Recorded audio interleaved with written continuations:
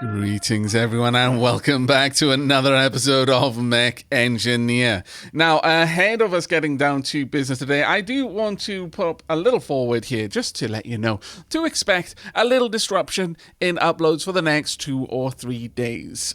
I am taking a taking a much needed break. I am trying to take the whole work-life balance thing seriously. It is very hard to do, but I have been instructed that it is about that time of the year again. So I've actually booked myself a little break for 3 nights in a hotel in the Highlands, just to kind of disconnect, get away, let my brain stop cooking.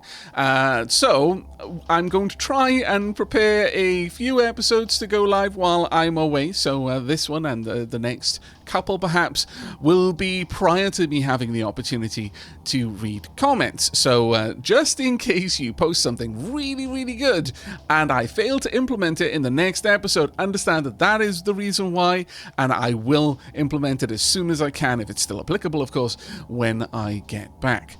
Now, with that said and out of the way, let's start off with the nest hunt for today. Silly Warlock, love the name, Silly Warlock 4657 pointed out that there are 2 nests at X22, Y9 and Y10 respectively, as this 3 here needs to see 2 other nests. But the 0 over here, if you remember, if we successfully clear a tile, it will reveal all of the numbers around itself. That's why we know there's no nest here, because we've cleared tiles next to it. We don't need to have run this mission here, and that's the same for all of these tiles because we've cleared this one.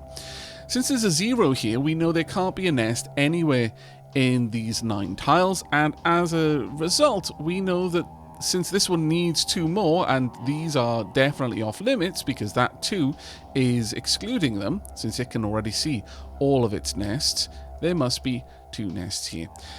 Now that one satisfies the 4 as well as the 3 as well as the 1. Sadly, this nest is in a contaminated region, which means it is stockpiling biomass at a staggering rate compared to normal tiles.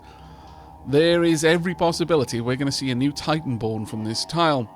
Well, any time now, I guess, but I'm not sure exactly how long it takes, but from what people have been saying in the comments, like day 40-ish, somewhere around there, day 30, 40, we should start seeing new Titans erupting. And that, I mean, it would make sense because the old Red Titan started on this tile, and if that always starts on a nest in the world, oh, that's actually kind of an interesting idea. Maybe you can automatically mark wherever the Titan starts as a potential nest location. It would make sense.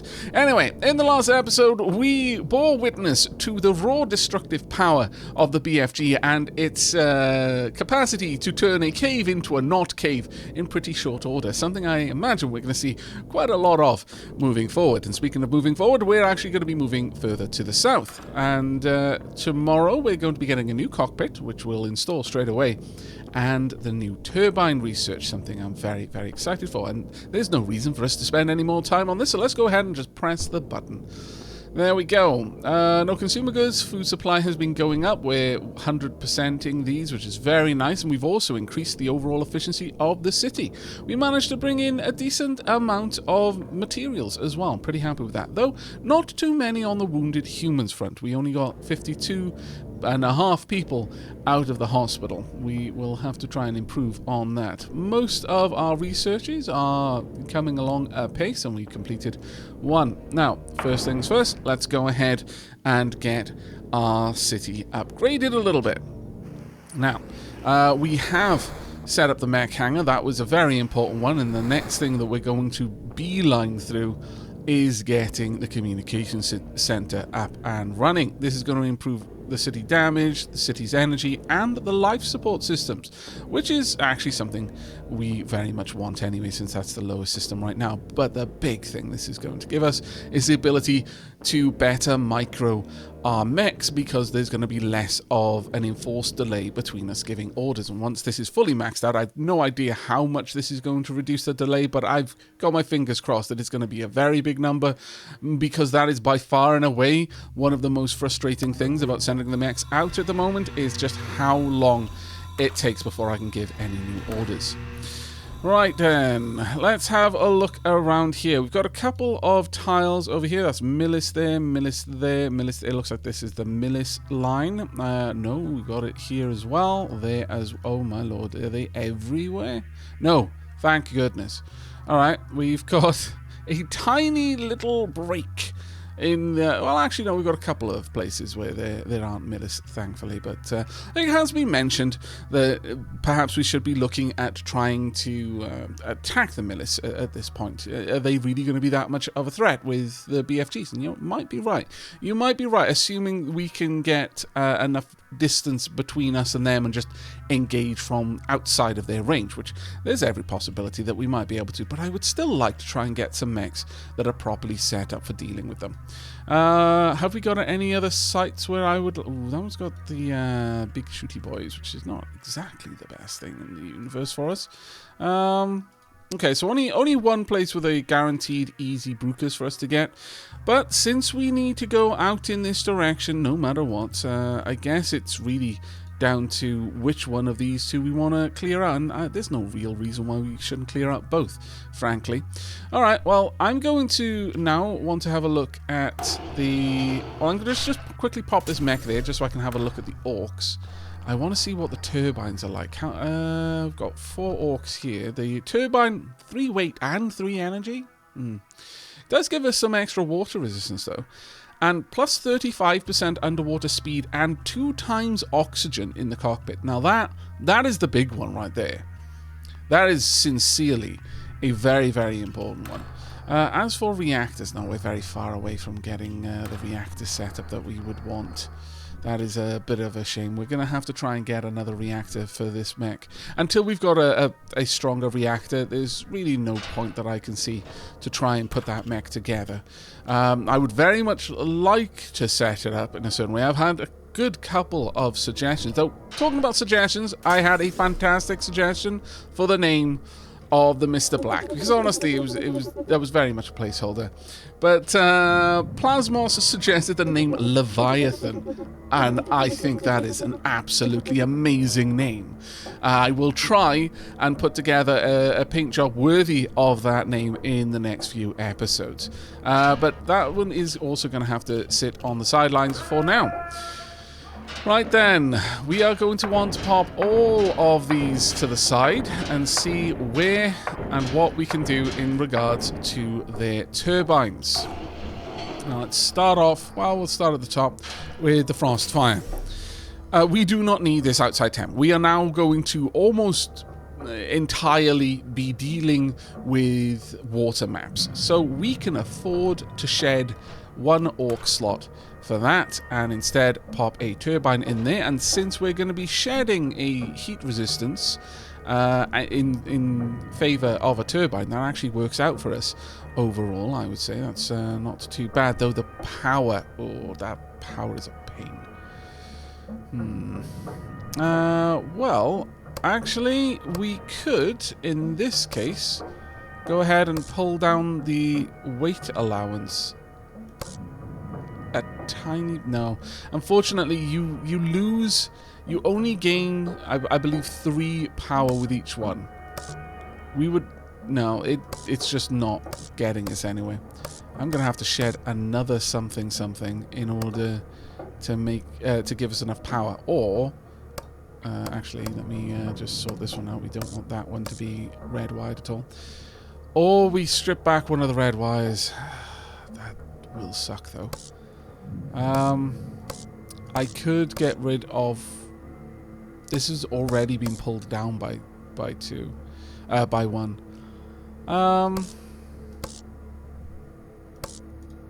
I guess we could. Let's share them out. Only 2 red wires on each of these. That kind of sucks, I'm not going to lie. I would have liked to have done that better. Now, if we have a look at our current temperature, I mean, maybe I could just go for 2 instead. Let's go ahead and pop this back on. You know what? Yeah, we'll try this. I'm going to do some extensive testing with this device. See what we can do in regards to the to the thermal management, because this does feel like we're pushing it quite a lot. But we've got more than enough heat resistance at this point. It's more a case of, with all of the other programs running, is this going to be a bit of an issue for us? So give me just a moment to check the temperature. Okay, this will be very comfortably able to handle that. Though without more than one heatsink, it more or less, while firing its laser weapon and the railgun, it does sit around the kind of high end of 50 just passively, even without a reload. But because of our internal resistance, the Frostfire is actually able to resist the heat being applied by reloads quite well. It only actually managed to rise up to about 65%, and it has an enormously long time before it needs to reload again. So I'm not at all concerned about that. So we're going to go ahead and pop you back out. Now I'm going to be doing more or less the same thing for all of our mechs. We're at least going to be taking off one of the heat sinks, replacing that with a turbine, and I will be adjusting power where necessary to get that to work. In many cases, it won't be necessary at all, which will be truly, truly marvelous. I have been considering overclocking. I'm holding off on that for now, because why mess with something that's already working so well, I guess is where I'm coming at it from. Right now, we've got a good thing on our hands. We don't really need to be changing that, so I'm reticent to do so. We are... Ooh, you know what? Now I can see that we've got two 50/50s. For a mech that doesn't need control, it doesn't need any means to add control. I guess this is actually fine, but a 25/75 on the Marshmallow would be wonderful. But for now, I guess that's okay. We don't really need to worry over much about that one. The Marshmallow is especially quite nice, just because it doesn't need any needler bullets or anything like that. So let's get you back out there. Everything is... Actually, we've got a little bit of extra weight, so I should definitely top you up. In fact, I should be looking through my other mechs, making sure they've all got armor. But I'm going to go ahead and I'm going to set everything up, and I will bring you back when we're ready to run a mission. Okay, everyone else has been set up and deployed, but I wanted to bring you back for three special cases. That is the Marshmallow, the Shepherd, and the Dig Rig. It has been requested so many times. Well, you've got CRAM, why don't you use CRAM? And up to now, I have been hesitant to deploy it simply because I wasn't going to pick missions with Milis. But what we're starting to see now is the Milis are everywhere. So, these three mechs have got CRAM, since they were able to hit the sort of temperature requirements that I wanted of them. That is fairly low. About 150, considering we're going to be in 17-degree environments. 157-degree outside temperature resistance is more than enough. And also they had either energy, or rather ammo efficient weapons, or I just didn't expect them to be firing too frequently. In the case of the Marshmallow, it's not using ammo, so its ammo capacity is up to now being completely wasted because it was just lasers. So I've given it CRAM. That means it is going to burn through its ammo, and then it's going to have a reload time while that's happening. But we also have the... Oh, and also the armor is amazing on the Marshmallow now, as you can see there. But we also have the Shepherd over here with a single with double CRAM units again, because its main weapon is so energy efficient. I also wonder how this is going to react. Does CRAM interact with the overclocking? I'm a little bit concerned about this one, I'm not going to lie, because if it does, then we're going to get an awful lot of heat awfully fast, because every shot from kinetic does generate heat. Now, there doesn't seem to be any way that I can test this. As you can see, there doesn't seem to be a way to trigger CRAM. Right click obviously does nothing, and middle mouse click just moves the target around.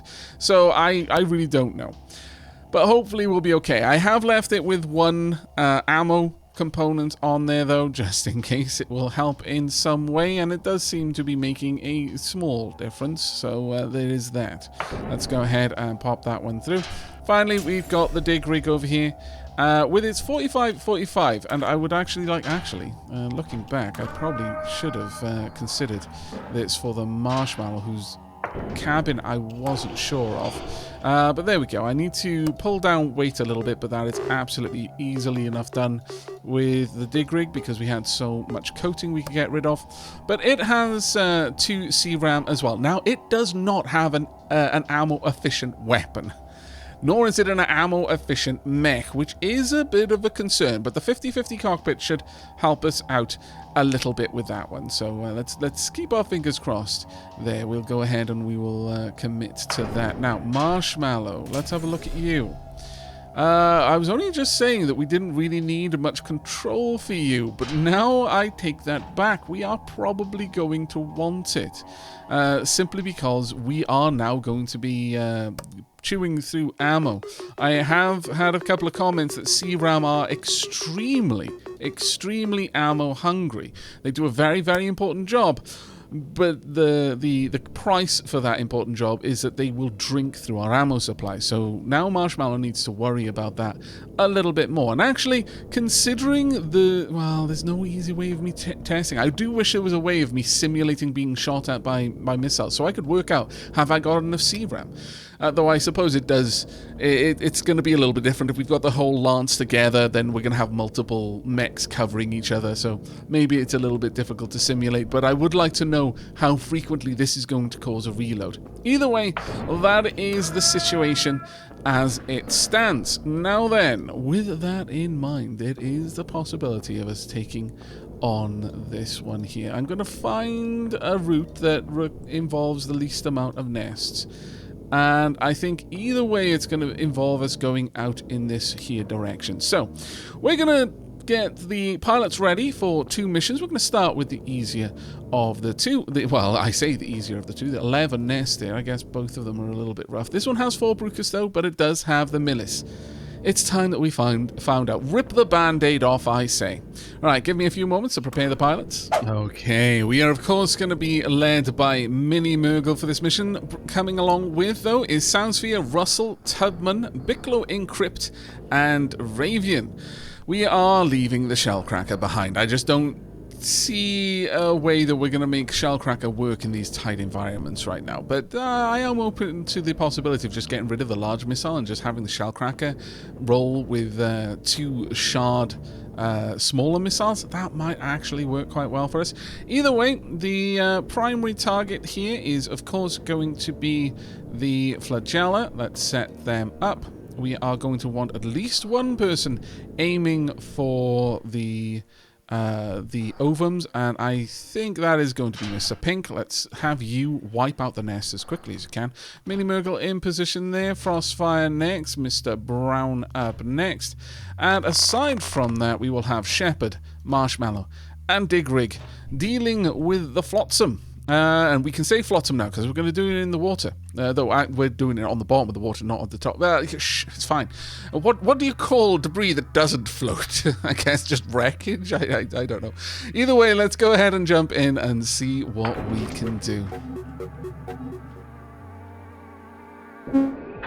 Right, I am extremely curious how much of a difference this is going to make to our ability to move around the map, because we now have a basis of comparison. Oh wow, we can already give an order there. That's quite nice. We are going to probably just kind of scooch around this little area here and let them engage right away. There we go. I want to let the BFG just delete the map. It's pretty much why I was holding still there. Wanted to give the BFG plenty of time to decide to delete everything from existence, and then we will march forward. But we do have to be aware that the BFG will kind of throw things all over the place, and as a consequence of that, we can't assume that things won't be nearby. And we are going to be getting eventual deployments. Well, actually, maybe we don't get artillery in these underwater maps. I mean, we can't deploy artillery in the underwater unless we've got research. So it might be that the aliens can't do it either. That would actually be quite nice, I must confess. Now, we've got a couple of enemies in there that we obviously want to delete with extreme prejudice, but I'm going to wait for them to start summoning some enemies from out there. There we go, saw a couple more. It's going to make it a little bit easier. Let's delete that Brucus as well, please and thank you.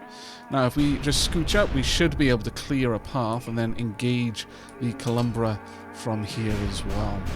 Now, where I was able to with the mechs, I did give a couple of them some extra armor plating, purely to give them some extra impact resistance. And the reason for the impact resistance was the idea that we would be able to better resist any tides pulling us around, which would be a little bit frustrating. I was also told that I had it wrong up to now. I was honestly under the impression that the shield also prevented energy weapons from engaging, much the same as rocket weapons. But apparently that is not the case. What I suspect was the case is because I restricted the range on energy weapons, I was underestimating how far away I was from the Columbra, and the energy weapons weren't engaging outside of the shield because they were just not within the engagement range. And I usually sat a decent distance outside of the shield because of the Columbra's attack laser as it was rotating, and I never really thought about it again after that. And there's probably been plenty of instances where I was close enough and the lasers were engaging and I just didn't even think about it. I do apologize for that one. Got a decent amount of materials there, of course. Mini Murgle, paragon of loyalty and obedience, but everyone else getting okay. Sound sphere is almost perfect there, almost. Right, okay, let's go ahead. Thank you everyone for your service. That was fantastic. Got a little bit more information about what's going on down here. Now, let's see. We know that there can't be anything around here because you've already confirmed that, and this has already confirmed that there's nothing around there. So there are 3 nests somewhere in this region. We know there can't be any here.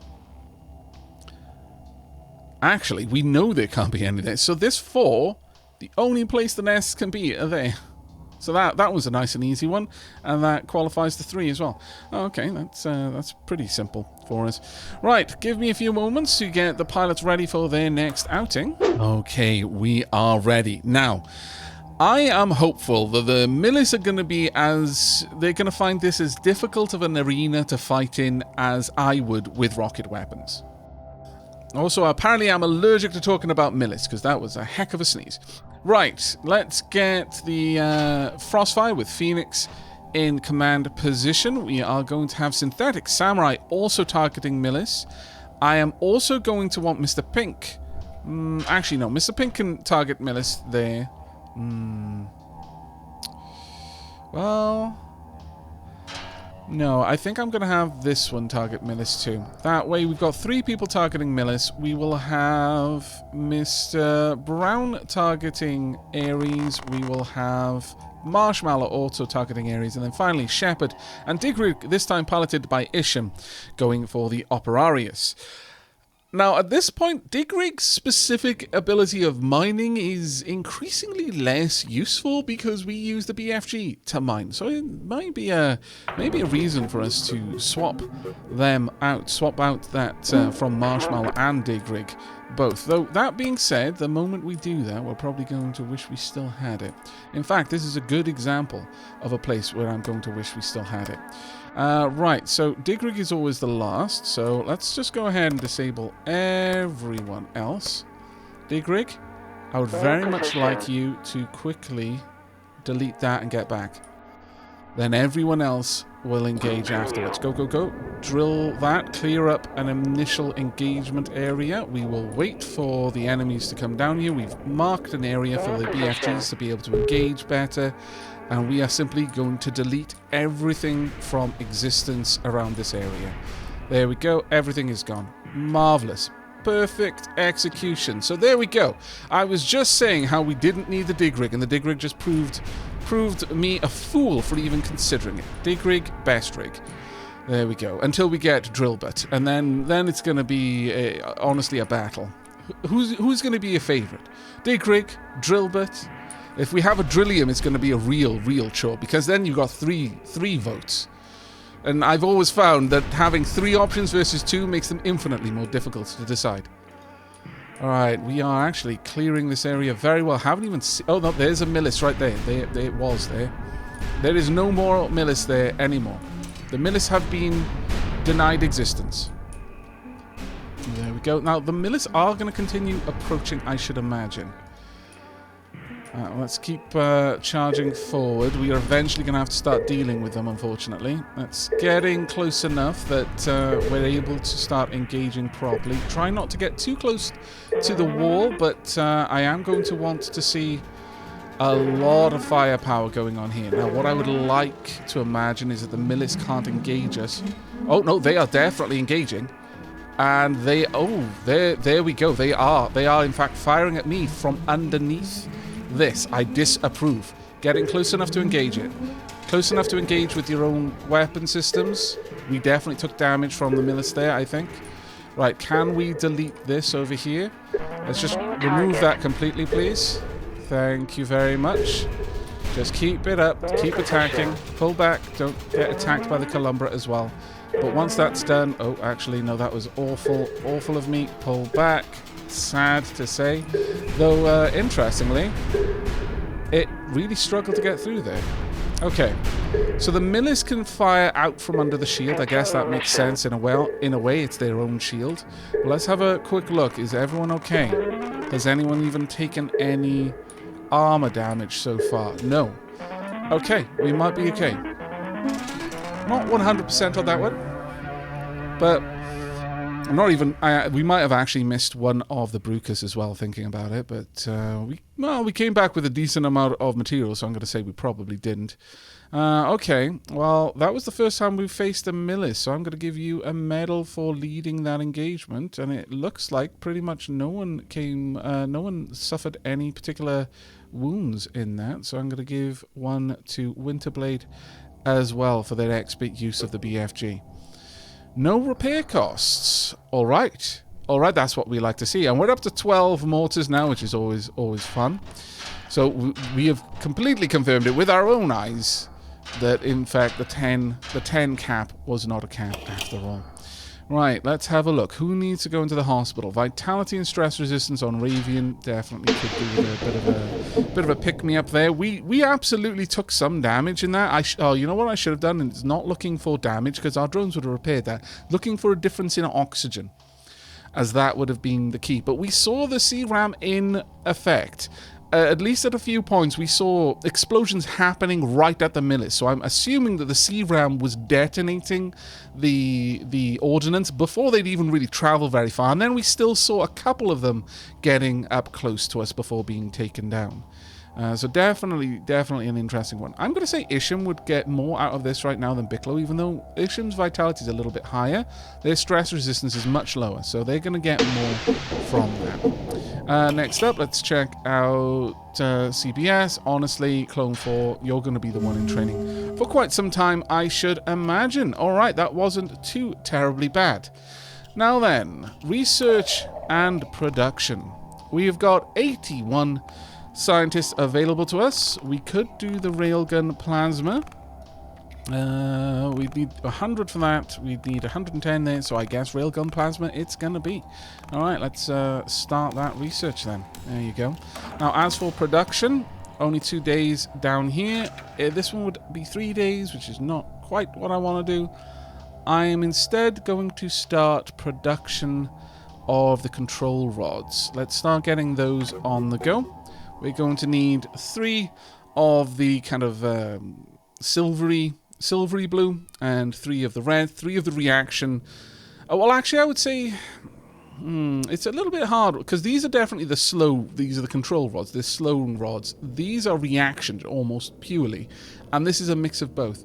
So I'm not sure about which one I should call the reaction rods, but either way, that should do us for now. Alright, all that remains then, we've done everything we needed to do, is to prepare... Oh, really? Is there something... Oh, it's gonna keep flashing at me. It's gonna keep... Are you sure you don't want to turn some of your civilians into cyborgs? No, I'm not sure that I don't want to do it, but you said forcibly. That's the part I don't like. I don't want to just randomly pick people and say, look, you're going to be a cyborg now. I'm sorry about your humanity, but, you know, the needs must, and the needs of the many outweigh the needs of the few and all that. While that's logical and that's absolutely the way an AI would think, no. We're going to hold off for now until we're desperate. Right, I am going to set up this strategic move, which is, of course, to be moving to the west. And then we will move down, and then we'll move west, and then probably down and west and down until we get all the way down to here. And then we can pick up our first component for the rockets, which I'm extremely excited about. Alright, time for us to pass to the next day then. Okay, now let's have a look. We've got 2 days on the depth charges, which will be quite nice, and only 3 days on the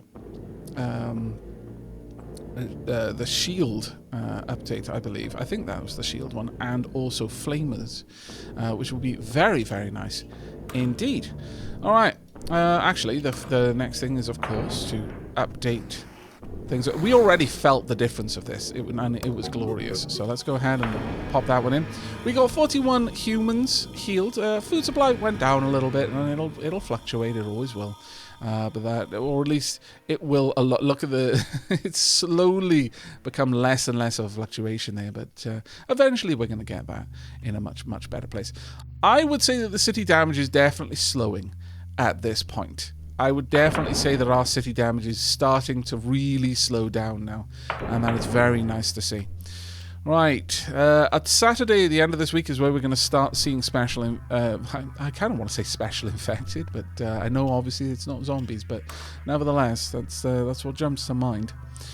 Now, let's have a look. What are we facing? Some more Milis down there, and we have got Milis over here. Not great. We've also got Milis there, so it's really nowhere particularly grand for us to go. 11 nests and 4, 14 and 4...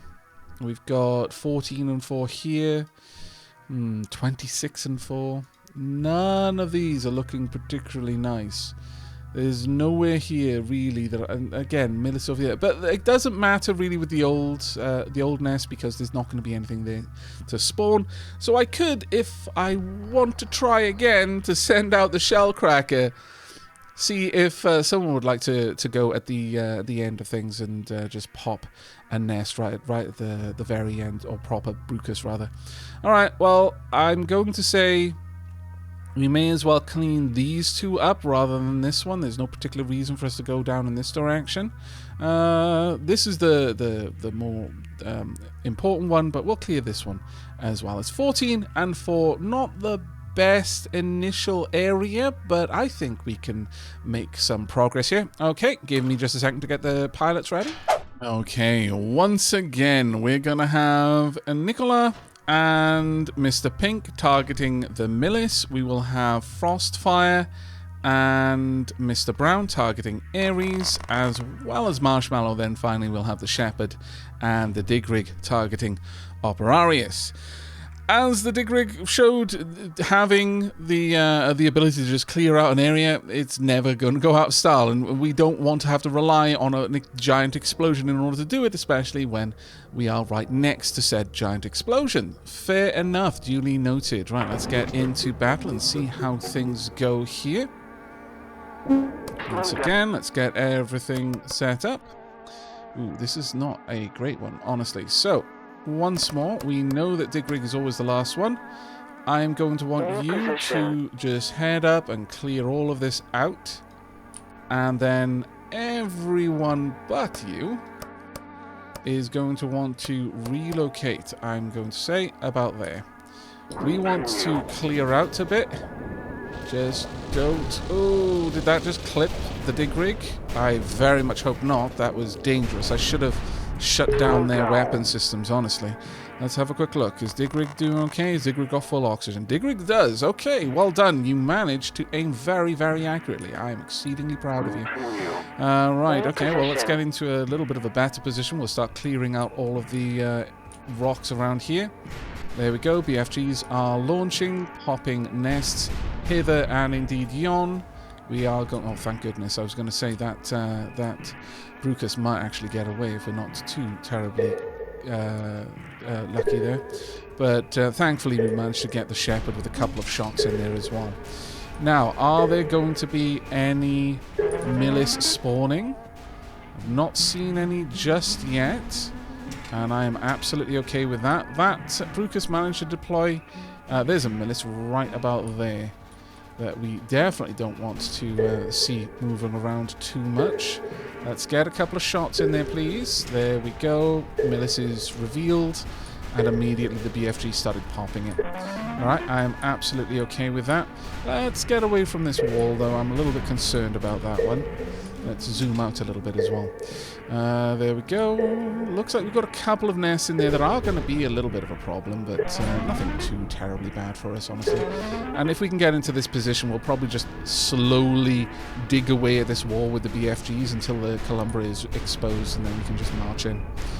There we go. Let's continue to pop everything down here. We're not targeting the nests anymore, and that's okay for now. We definitely want to take out that Brucus, though, if we possibly can. Please don't let it just sit there. Thank you. Right, let's get over here, and from this position, we should be able to draw the Milis out to us. And if we're very lucky, the BFG will engage at enemies moving around this corner. Perfect. Absolutely perfect. That's what we wanted to see. We wanted to get rid of everything around here so that we can get in there and actually attack the Columbra properly. Right, okay, time for us to march. Let's go. There we go. I probably should have the Shepherd focusing on the nest so that the Shepherd will remove these from afar. That would be super useful for me. Let's get in there properly. And there we are. Nice and easy. Now, if it's going to be as good as this the whole way, then I'm extremely happy, and I feel like we aren't going to need a specific water mech at this rate. I'm just waiting for the penny to drop and for something to lurch out of the darkness and show me why I should be afraid of the depths. I'm certain there must be something like that. Some sort of Columbra Kraken or something, but right now it does feel that we're... honestly, it feels like ever since I got the BFG, the maps have been remarkably easier. Maybe that's the point. But I did read one comment, and I kind of agree that the BFG is sort of taking the challenge out of quite a lot of the maps. That being said, there's a whole host of bosses that we haven't fought. We've got one at the red ping. Well, actually, potentially, I guess we didn't really have a boss at the bunker. There might be some more gimmicky thing along the lines of the bunker where it just kind of had waves. But the Titans and, of course, the layers are definitely difficulty spikes. And fighting anything in the biomass is also quite dangerous as well. Right, okay, that has been cleared out for us. We can see two down here. Interesting. So that other one will have to be somewhere down here then. Right, we want to clear out this tile as well. Give me just a moment. Okay, I've got the pilots ready. We are obviously being led by Phoenix. Synthetic Samurai is joining, as well as Bicklow, Regery, Ravian, Russell, and Isham. But before we get to that, we've got two level ups. Mini Murgle has got their next, and I guess the final for the squad leader level ups available. And they've currently got extra reload speed as well as extra movement speed, but we are now going to get them the drone skill as well. Mini Murgle is now, without doubt, the most accomplished of our squad leaders, at least for the next couple of moments. We might see Phoenix level up in just a second. Tubman, though, has their first level, and given how many people we have now who have the ability to use drones, I'm actually going to give Tubman the accuracy increase for this one. Tubman can focus on just doing raw damage there. But it is time for us to set out on our mission. We're going to be facing more Ares, more Milis, and indeed more Operaris. This one looks like a bit of an interesting cave, and I'm not at all happy about this. Well, no, the Columbra is probably going to be down here. Yeah, this one could be a little bit of a nasty one for us. Either way, let's go ahead and get Frostfire, piloted by Phoenix and Mr. Pink. They're going to be taking on the Milis, of course. And as I mentioned last, I think I'm going to have the Shepherd focusing on trying to take out the nests. Whenever Shepherd can see a nest, just focus on trying to destroy it. That would be very, very much appreciated. We will have Mr. Brown and then Marshmallow and Digrig dealing with Operarius after that. Alright, let's get out there. We're starting to look quite nice for our resources. Both Munilon and Skalaknit need to get up there, but Bjorn is over 10k now, and Metlite is on its way to being over 20, which is going to be quite nice. I have been told that the moment we actually do take on an S, provided we succeed, of course, we are never going to need more resources after that. So the resource game is going to go away pretty aggressively from that point. Ooh. Alright, we're going to just make it a beeline straight down. Ouch. Ouch, that hurt. That hurt a lot. Okay, everyone has been hit. We're going to need to see those cockpits fixed. Like right now, need to see them fixed. Ugh. Okay, that was unfortunate. That was an unfortunate start for us. And then it was an unfortunate area to start for us. There's not a lot that could be done. So I'm not going to worry about that one too much, but that did suck. Right out of the gate, the BFGs engage. I need to get better at just telling them to not fire. I have the tools, I'm just not remembering to use them, and that's absolutely 100% on me. Alright, let's start creeping down this way. We should easily be able to pop everything down here. Honestly, yeah, had we just been in a position and or rather moving through that position, but I'd remembered to turn off their engagement because of the proximity of all the walls, we would have been fine. We would have been absolutely fine. Right, Shepherd, care you to destroy that nest for us? You know what, though? We could probably just get in there. Look at the explosions going off from the Milis there. Let's continue to march forward. Continue to melt everything in here if you can. Oh, what on earth? Why are you attacking that close? That's kind of wild, but okay. Continue mission. Not the best engagement, not gonna lie. Kind of wish that hadn't happened, but oh well. Let's see what the repair or the repair cost is. I mean, at least the repair cost can't be measured in lives. Can I see how much? No, I can't see how much oxygen was lost there. Got an awful lot of Skalaknit, though. My goodness. But I think we're probably going to be... doesn't look like Phoenix Celia did level up. Much like Mini Murgle, just sat at the level. That's a bit of a shame, but oh well. No repair costs. But I can only assume that we are going to be paying in terms of having to put pilots into the hospital again. And that really does suck. But oh well. Let's get everyone back in here. However, not absolutely everyone. Who is available who hasn't gone on a mission? Let's have a look. I think it's pretty much everyone but our new clones, isn't it? Yes, it is. So Clone 3 and indeed Clone 4. Clone 4 is probably going to have a little bit more time in the training simulators, but it's time for Clone 3 to get a name. Okay, look, when I was naming one, I couldn't just leave a single clone around. They were both cloned at about the same time. They're practically siblings. But please, everyone, welcome Oak and Rizel to the team, and thank you ever so much for your patron support. It is enormously appreciated. But unfortunately, only one of you is going to go out on this mission, and that is going to be Oak. Right then, Oak. Let's see what you can do. This is your opportunity to redeem yourself. I believe the bug has now been fixed. Actually, maybe I could send up both of you. Well, I mean, honestly, the only thing you should be aiming at is the Brucus. The only thing you can aim at is the Brucus, ideally. But let's see how this goes. Now then, let us tab T, or T-tab. Really, all the way around there. Scallywag. Alright, well, let's go around then. Go. You can move nice and fast. You've got the movement speed upgrade, so you're going to be able to move blisteringly fast, actually, most of the time.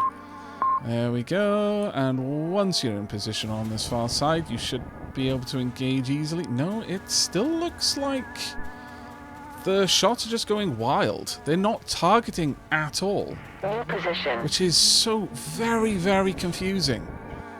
So incredibly confusing.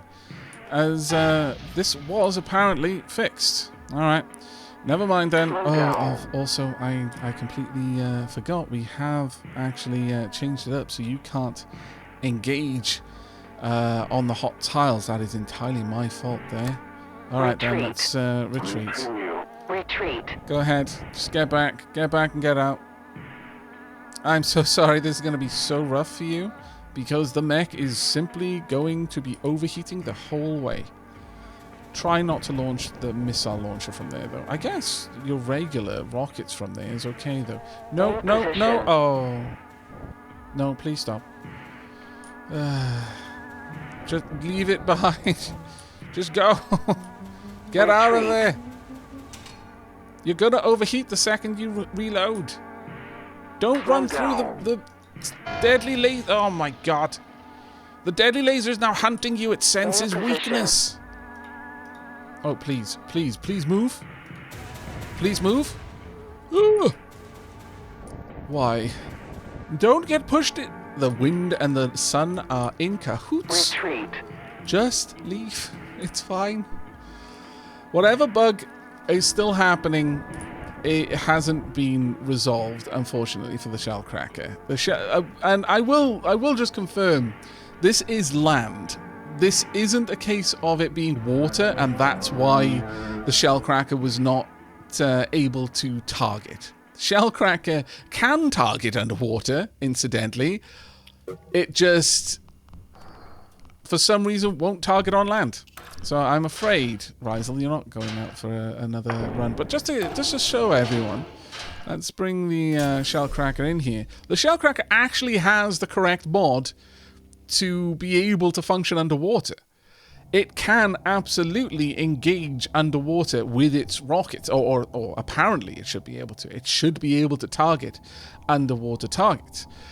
I'm not at all sure what's going on there, but it is mightily frustrating, I must confess. But oh well, it is what it is. I'm just going to leave the Shellcracker in here for now. We'll do a revisit on the Shellcracker at some point and try and work out what's going on. But for now, sadly, that is going to be it there. Now, how badly? Oh, no, didn't get hurt that much. Okay, never mind then. I was a little bit concerned about that one. Let's have a look at stress relief. Oh yeah, Tubman definitely needs to stop eating and then go to the hospital. There we go.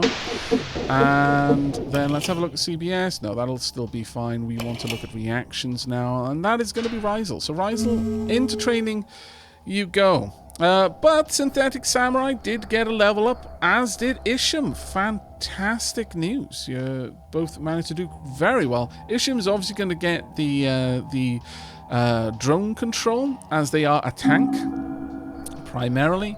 And I would say Synthetic Samurai, well, I mean, since you've already got the accuracy increase, you may as well get drone control as well, making the entire squad very, very capable of affecting repairs immediately, which will come in clutch whenever we're having to do a water mission, and the first thing that happens is I forget to disable the BFGs and someone shoots someone else in the face. Right, let's get a couple of these made. That'll be the last two we need. And so next day we will have a reactor, and I'm going to have to get 3 of these control rods made before we can do anything with said reactor. But once that's done, we are going to be able to have a look at either the Quadro or the Holo and see what there is to see. Though I am going to also need... actually, that's not too bad. I will have a little bit of time to get some extra motors done. Unfortunately, these ones do take quite some time to get made. It does suck, but it is what it is, I suppose.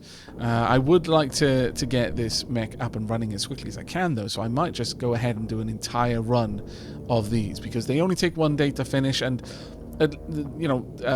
the secondary motors are better than no motors.